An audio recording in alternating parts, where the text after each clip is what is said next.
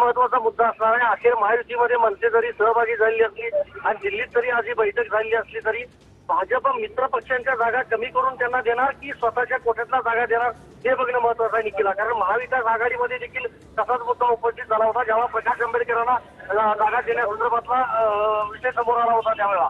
आता 28 जागांपैकी एकनाथ शिंदे यांच्या पक्षाला आणि अजित पवार यांच्या पक्षाला जागा वाटप केल्यानंतर उरलेल्या ज्या जागा आहेत त्यामधल्या 2 जागा भाजप मनसेला देतं का महायुतीमधून हे बघणं अतिशय महत्वाचं असणार आहे।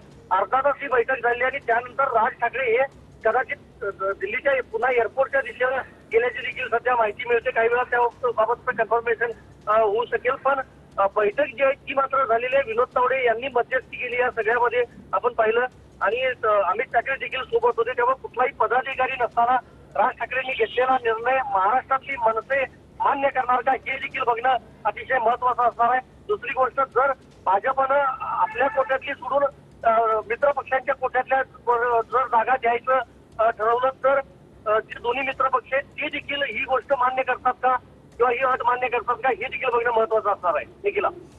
नक्कीच संदीप, पुन्हा एकदा आपण पाहूयात। राज ठाकरे आणि अमित शहा यांच्यामध्ये तब्बल अर्धा तास ही चर्चा चाललेली आहे आणि राज ठाकरे आता एअरपोर्टकडे रवाना झाल्याचं देखील कळतं, म्हणजे मुंबईकडे रवाना झाल्याचं देखील कळत आहे।